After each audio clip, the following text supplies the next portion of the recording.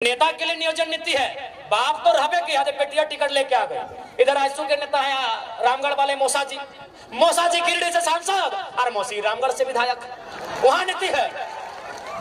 इधर आइए दादा का बात करते, हेमंत दादा हिंदे मुख्यमंत्री, भौजी कल्पना गांडे से विधायक, बसंत भाई और दुमका से विधायक।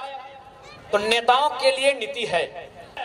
और हम भी बार बार यही बोल रहे हैं, अगर हमारी पार्टी से कोई विधायक बनने आए हैं तो भैया कलेजा लेके आइएगा, कलेजी है तो मत लड़िएगा, नहीं होगा। सीधे रास्ते से झारखंड में पॉलिटिक्स नहीं होगा, वही होगा। फिर हम जीतेंगे, 2 गो गार्ड आगे रहेगा, 2 गो पीछे रहेगा, वही चलेगा जैसा चल रहा है। 4 गो फार्म हाउस रहेगा, 1 गो घर वाली रहेगी, 2 गो बाहर वाली रहेगी, यही चलेगा।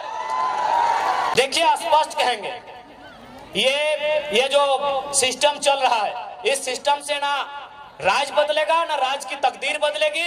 इस सिस्टम में जब तक निर्मल जैसे नेता नहीं आएंगे, इस राज को नहीं बदल सकते हैं, आप नहीं बदल सकते हैं।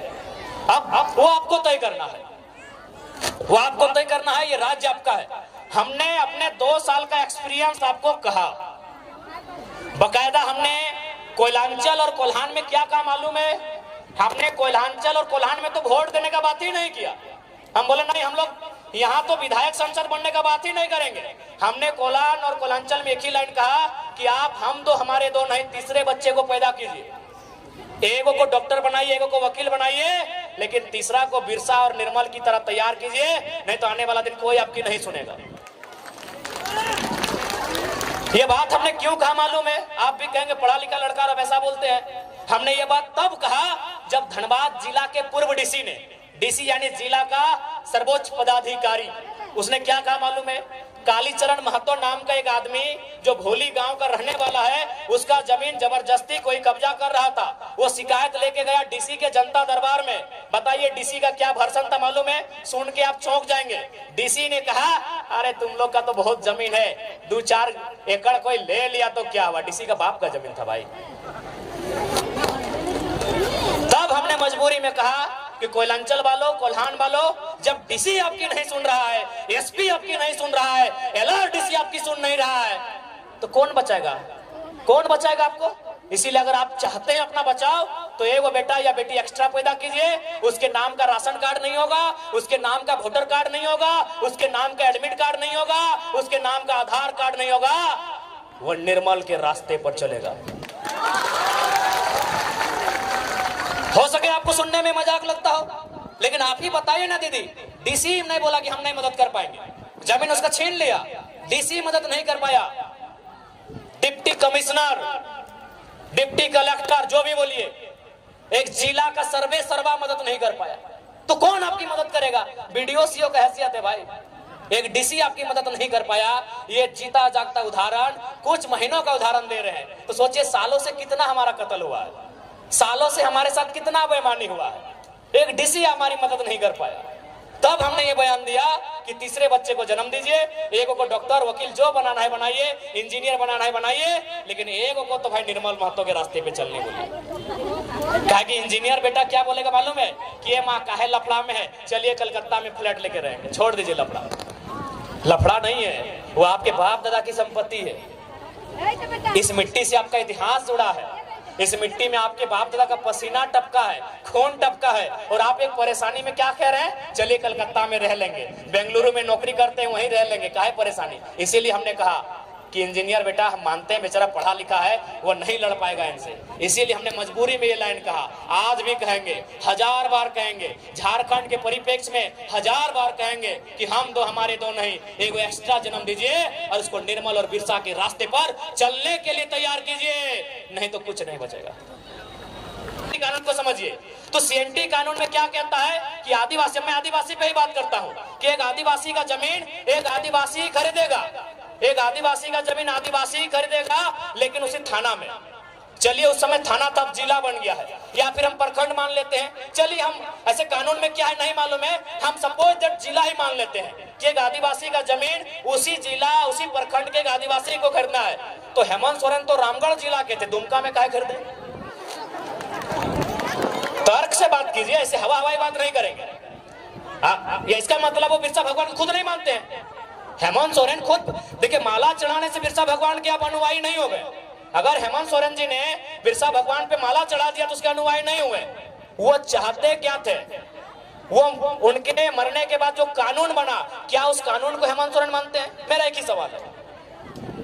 बिरसा भगवान के मरने के बाद एक कानून बना, उस कानून का नाम है छोटा नागपुर टेनेंसी एक्ट। वो कानून तैयार होना स्टार्ट हुआ 1902 में और फाइनल हुआ नवंबर का महीना 1908 में। ये कानून बना बिरसा भगवान की शहादत के बाद। तो क्या माननीय मुख्यमंत्री उस कानून को मानते हैं? जी नहीं, धज्जियां उड़ाते हैं। उस कानून की धज्जियां उड़ाते हैं। उनका जमीन रांची में, उनका जमीन रामगढ़ में, उनका जमीन बोकारो में, उनका जमीन धनबाद में, उनका जमीन दुमका में, 5 जिला में हम जानते, बाकी आप जानिए, बाकी आप जानिए, बाकी भैया आप जानिए। देखिए, आज लोगों को हमसे हालत इसलिए खराब है कि हम सरल शब्दों में लोगों को बहुत गहरी गहरी और रहस्यमयी बातों को समझा देते हैं। जो बातें उलझी हैं उन बातों को सुलझाते हैं। इसीलिए आज हमें लोग जानते हैं कि ये लड़का लीडर तो है ही, साथ में टीचर का काम करता है। और समाज में आप लीडर पैदा होने दीजिए, टीचर पैदा मत होने दीजिए। इसीलिए लोग इतना केस करता है हम लोग के ऊपर। नहीं, एक सिंपल सा बात है। हेमंत सोरेन आदरणीय मुख्यमंत्री, बड़े भाई उनको बोल रहे हैं, बिल्कुल बिरसा भगवान के सिद्धांतों को नहीं मानते हैं। अगर मानते हैं तो चलिए आपसे कहेंगे, आपने जिन वैसे भी आदिवासी का है जमीन खरीदा, अभी कितना करोड़ों का था। बोकारो वाला तो पेपर भी देख लीजिए, कटिंग 20 करोड़ बताया जा रहा है उसका अनुमान। आप उस आदिवासी परिवार का जमीन वापस कीजिए, हम मानेंगे आप आदिवासी हितैषी भी हैं और आप बिरसा भगवान को मानने वाले भी हैं। तो इसलिए अगर हम लोग सरकार में आते हैं तो देखिए, मेरा जो दिल कहता है, हम भी चूंकि किसान का बेटा है, हमारा कौम भी, जो कुड़मी का अर्थ आता है कोड़ना, कोड़ना यानी मिट्टी कोड़ना, तो हमको भी लगता है चाहे आदिवासी की समस्या है, चाहे गैर आदिवासी रहे, मूलवासी रहे या ओबीसी रहे, किसी की रहे, पहली समस्या जमीन की है। आज हमारी जमीनों को जबरन कब्जा किया जा रहा है। आज जबरन हमारी जमीनों पर फैक्ट्री लगाई जा रही है। आज जबरन हमारी जमीनों पे सड़क पार किया जा रहा है। इसलिए हम लोग सबसे पहले जमीन कानूनों को सुधार करेंगे। अगर जमीन रहेगा तभी हम जिंदा रहेंगे, नहीं तो किसी रेलवे प्लेटफॉर्म में वो कटोरी लेके क्या बोलते हैं, गुलगुलिया, हालांकि माफी चाहते हैं शब्द के लिए, लेकिन सच्चाई है कहते हैं, वो गुलगुलिया कोई बंजारा बोलता है, वही हमारा और आपका जीवन होगा। क्योंकि गुलगुलिया कोई नदी के किनारे पैदा नहीं हुए हैं। गुलगुलिया आकाश से टपके हुए लोग नहीं है, ना ही धरती को चीर के आए हैं। किसी और नर और नारी ने उनको जन्म दिया है, और वो नर नारी, उसका भी कहीं खेत खलिहान होगा, उसका भी कहीं बाग बगीचा होगा, लेकिन आज उसके पास नहीं है। शायद इसी प्रकार जैसा आज हमारे साथ हो रहा है, उसके साथ 100 साल पहले हुआ होगा। आज जिनको हम बंजारा कहते हैं, आज जिनको हम गुलगुलिया कहते हैं, आज जिनके पास मतलब सर ढकने के लिए छत नहीं है, जिनके पास कदम रखने के लिए एक बित्ता जमीन नहीं है, वो हमेशा ऐसे नहीं थे। वो हमेशा ऐसे नहीं थे। उनके पास भी इसी दुनिया में, इसी जहान में, किसी कोने में जरूर एक जमीन का टुकड़ा होगा जहां उनके पूर्वजों का आशियाना होगा, जहां की सुबह और शाम वो अपने परिवार के साथ जीते होंगे, खाते होंगे, एक साथ रहते होंगे। लेकिन आज उनके पास कुछ नहीं है। चले जाइए रांची का रेलवे स्टेशन, चले जाइए धनबाद का रेलवे स्टेशन, चले जाइए कोई भी रेलवे स्टेशन, आपको मिलेंगे वो लोग। तो हम नहीं चाहते हैं कि झारखंड के लोगों की दशा ये हो। इसलिए अगर हम लोग गवर्नमेंट में आएंगे तो सबसे पहले यहाँ के जो जमीन कानून है मजबूती से लागू करेंगे, उनको और प्रभावी बनाएंगे, ताकि यहाँ के लोगों, भोले भाले लोगों की जमीन कोई हड़प ना ले। उसके बाद जो सबसे महत्वपूर्ण है, नौजवान। आज अगर नौजवानों की बात करें तो उनमें निराशा है।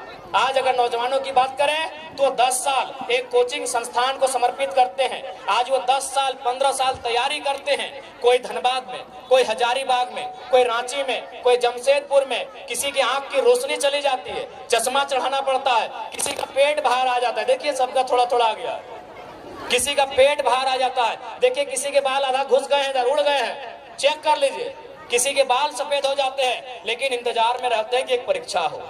अगर परीक्षा को लिखेंगे ना तो कोई दिक्कत नहीं है, बाल नहीं भी रहेंगे, पेट फूल भी जाए, मोटा भी जाए, लेकिन घर परिवार चलेगा। एक नौजवान को सबसे ज्यादा चिंता अपने स्वस्थ शरीर की होती है, लेकिन अपने स्वस्थ शरीर को हम लोग गला देते हैं। क्या गलत कह रहे हैं? एक 18 से 25 साल के लड़के को पूछा जाए कि पहली प्राथमिकता क्या है, वो कहेगा मेरा शरीर है। एक 18 साल से 25 साल के लड़के या लड़की से पूछा जाए कि तुम सबसे पहले क्या चाहते हो, अपना शरीर को चाहेगा कि हम फिट रहें, सुंदर रहें, अच्छा रहें, बलशाली रहें। लेकिन आज वही उम्र हम लोग खपा देते हैं कहाँ, हजारीबाग के कोचिंग में। वही उम्र हम लोग खपा देते हैं कहाँ, जमशेदपुर में। वही उम्र हम लोग खपा देते हैं कहाँ, धनबाद में। और परिणाम क्या आता है, 7-8 साल बाद परीक्षा आती है। परीक्षा का नाम लेते हैं सीजीएल जेएसएससी। 28 जनवरी 2024 को हम लोग वो एडमिट कार्ड हाथ में लेके एग्जाम देने जाते हैं। रांची की बहन जमशेदपुर जाती है, जमशेदपुर वाली दीदी गढ़वा जाती है, और 2 घंटा बाद पता चलता है, घर आते आते रास्ते में पता चलता है पेपर लीक हो गया।